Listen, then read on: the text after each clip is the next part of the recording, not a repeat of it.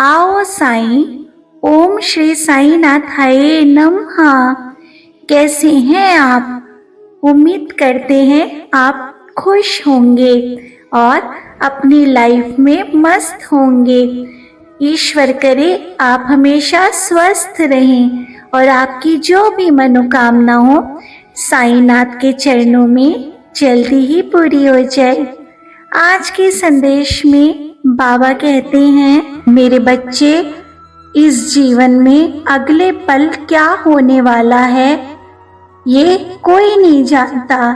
जिंदगी जीने का मजा तब ही है कि जब तुम निश्चिंत हो जाओ, तुम्हें कोई भय ना रहे कुछ खोने का या कुछ पाने का। तभी तो इस जिंदगी को रंगमंच अर्थात नाटक कहा जाता है। जो दूसरों के बारे में सोचते हैं ना, उनके बारे में ईश्वर सोचता है। मेरे बच्चे, मैं तो तुम्हारे साथ हर पल रहता हूँ। तुम क्यों डरते हो? मैं तो तुम्हारे पास ही बैठा हुआ हूँ मेरे बच्चे। जो तुम्हारे रास्ते में तूफान आते हैं, सारी समस्याएं आती हैं और तुम्हारा दिल घबराने लग जाता है, तुम ये जल्दबाजी में भूल जाते हो कि तुम्हारे बाबा तो तुम्हारे पास ही बैठे हैं और तुम घबरा करके तुम्हारी आंखों से आंसू आने लगते हैं, क्योंकि तुम्हें कोई राह समझ में नहीं आती कि अब तुम क्या करो। तुम्हारे आंसू का मेरे बच्चे एक एक कतरा मेरे आंखों में होता है मेरे बच्चे। जब तुम रोते हो ना, तो मैं भी तुम्हारे साथ रोता हूँ। तुम ये क्यों भूल जाते हो कि तुम रोते हो? तो मुझे एहसास होता है कि मेरा कोई बेटा या बेटी बहुत दुख में है और मुझे पुकार रहे हैं, इसलिए मैं दौड़ करके उनके पास रहता ही रहता हूँ। मैं उनको छोड़कर कहीं नहीं जाता हूँ। मेरे बच्चे, ये कांटों का दौर है, इसमें तुम्हें आसानी से कुछ नहीं मिलेगा। कांटों की राहों पे तुम्हें तो चलना ही होगा। इससे तुम बहुत कुछ सीखोगे। ये रात काली अभी चल रही है, जब उजाला दिन का रोशनी का तुम्हें मिलेगा, तुम्हारी हर मुराद पूरी होगी। तुमको मुझ पे विश्वास है ना? रास्ता मैं तुम्हें दिखाऊंगा। तुम्हारी जीवन की उलझी पहेली को मैं खुद सुलझाऊंगा। तुम्हारे पल पल मेरे बच्चे मैं साथ रहता हूँ, मत घबराना कभी। मेरे बच्चे, तुम जहाँ कहोगे मैं स्वयं आकर तुम्हारा काम करवा दूंगा। तुम्हें क्या लगता है तुम मेरा नाम जाप करते हो, मेरा पूजा पाठ करते हो, तो बाबा तुम्हारी नहीं सुनता? मेरे बच्चे, मैं अपने हर भक्त की बात पूरी करता हूँ, लेकिन उचित समय आने पर मैं नहीं चाहता कि मेरा कोई बच्चा मुझसे नाराज हो जाए कि बाबा आपने वो चीज मुझे दी थी और थोड़ी समय बाद वो मुझसे छीन भी ली। इसलिए मैं उचित समय आने पर ही अपने हर बच्चे को चीजें देता हूँ। तुमने ध्यान दिया होगा, तुम्हारा हर काम आसानी से हो जाता है, जबकि उस काम में बहुत अड़चनें आने वाली थी। अगर तुम्हारा काम आसानी से किसी दूसरे बच्चे ने कर दिया, तो उस बच्चे को मैंने ही भेजा था कि वो काम तुम्हारा कर दे, तभी तुम्हारा काम इतनी जल्दी हो गया, वरना तुम्हारे काम में बहुत अड़चनें आनी थी। तुम गहराई में डूब जाते हो ना कि किसने कर लिया अचानक से इस काम में, तो बहुत दिक्कतें थी। तो मेरे बच्चे, वो काम मैंने ही किया था। आइए सुनते हैं एक प्यारी सी कहानी और एक छोटे से बच्चे से हम लोग शिक्षा लेते हैं। एक बार एक राजा नगर भ्रमण को गया।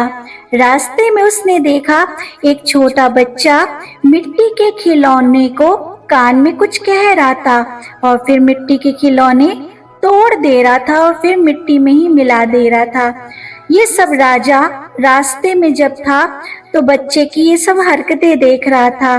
राजा ने पूछा, तुम बच्चे ये क्या कर रहे हो?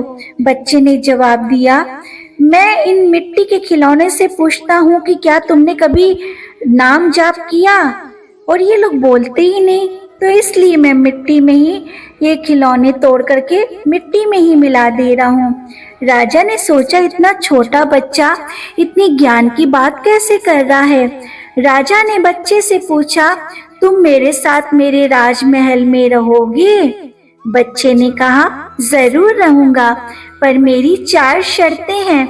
जब मैं सो जाऊं तो आपको जगना पड़ेगा, जब मैं भोजन करूं तो आपको मेरे साथ भूखा रहना पड़ेगा, और जब मैं कपड़े पहनूं तो आपको बिना कपड़ों के नग्न रहना पड़ेगा, और जब मैं कभी मुसीबत में हूं तो आपको अपने सारे काम छोड़कर मेरे पास आना पड़ेगा। अगर आपको मेरी ये 4 शर्तें मंजूर हों तो मैं आपके साथ राजमहल में चलने को तैयार हूँ। राजा ने कहा, ये तो असंभव है। बच्चे ने कहा, राजन, तो मैं उस परमात्मा का आसरा छोड़कर आपके आश्रय क्यों रहूं, जो परमात्मा खुद नग्न रहकर बिना कपड़ों के रहकर मुझे पहनाता है, खुद भूखा रहकर मुझे खिलाता है, खुद जागता है और मुझे निश्चिंत सुला देता है। जब मैं किसी मुश्किल में होता हूँ तो वो जगता है और बिना बुलाए मेरे लिए अपने सारे काम छोड़ करके दौड़ा चला आता है, तो मैं उस परमात्मा के साथ क्यों ना रहूं, आपके साथ क्यों चलूं, बताइए। इस छोटी सी कहानी से हम लोगों को कितनी बड़ी शिक्षा मिलती है कि परमात्मा जो हमको सब कुछ देता है, हम लोग तो उसको भूल ही गए हैं। किसके चक्कर में?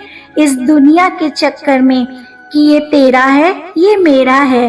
अच्छा, आज उधर ऐसा हुआ, ऐसा क्यों नहीं हुआ, ये लड़ाई झगड़े इन सब के चक्रों में ही हम लोग फंसे हुए हैं, सांसारिक उलझनों में फंसे हुए हैं। हम लोगों के पास इतना वक्त नहीं कि परमात्मा का शुक्र अदा कर सकें, जिसने हमको सोने को दिया, घर दिया, हर सुख सुविधाएं दी। तो आइए उस परमात्मा का मिल करके शुक्रिया अदा करें। शुक्रिया साईं, शुक्रिया। भले ही बाबा हम सबकी कितनी भी कठिन परीक्षा क्यों ना ले लें, परंतु वो हमारे साथ ही रहते हैं, अपना प्रेम लुटाते रहते हैं। श्रद्धा सबूरी की परीक्षा साईं लीला का तो एक हिस्सा है। बस हम लोगों को सच्चा सोना बनाने के लिए कसौटी पर कसना तो जरूरी होता है ना। तो इसलिए साईनाथ हम सबको कोहिनूर बनाना चाहते हैं, सच्चा सोना भी बनाना चाहते हैं। जब हम शांत रहकर साईं की इच्छा को अपना लेंगे, बाबा के इशारों को समझ जाएंगे, तब हमारे लिए हर परीक्षा उत्तीर्ण हम हो जाएंगे। उसके पश्चात हम लोगों को दुगनी चौगनी खुशियों के साथ परम शांति की, अपने ईश्वर की प्राप्ति तुरंत हो जाएगी। बाबा तो खुद कहते हैं, जो भक्त श्रद्धा भाव से हाथ जोड़कर मेरा स्मरण करते हैं मन ही मन, मैं चाहे 7 समुंदर पार भी क्यों ना हो, मैं अपने बच्चे की हर मुराद पूरी करने आता हूँ। उसे अकेला कभी नहीं छोड़ता, उसे समुद्र रूपी संकट से, दुखों से मैं बाहर निकाल ही लेता हूँ। ईश्वर कहते हैं, मैं तुम्हारे सामने समस्याएं ला देता हूँ, मैं तुम्हें लड़ने की ताकत दे देता हूँ, लड़ना तुम्हें खुद ही सीखना होगा। मैं चाहूँ तो तुम्हें क्या, इस पूरी दुनिया के हर व्यक्ति को जीवन भर मुसीबतों से बचाता रह सकता हूँ, पर क्या इससे तुम हालात से लड़ने के लिए खुद मजबूत बन जाओगे? क्या इससे तुम्हारे अंदर वीरता आएगी, हिम्मत आएगी? अपने बुरे हालातों से टक्कर लेने के लिए तुम्हें खुद को ताकतवर बनाना होगा।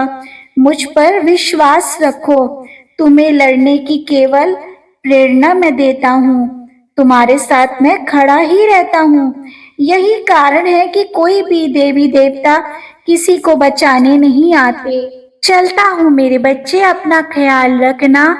मेरा आशीर्वाद सदैव तुम्हारे साथ है। अल्लाह मालिक।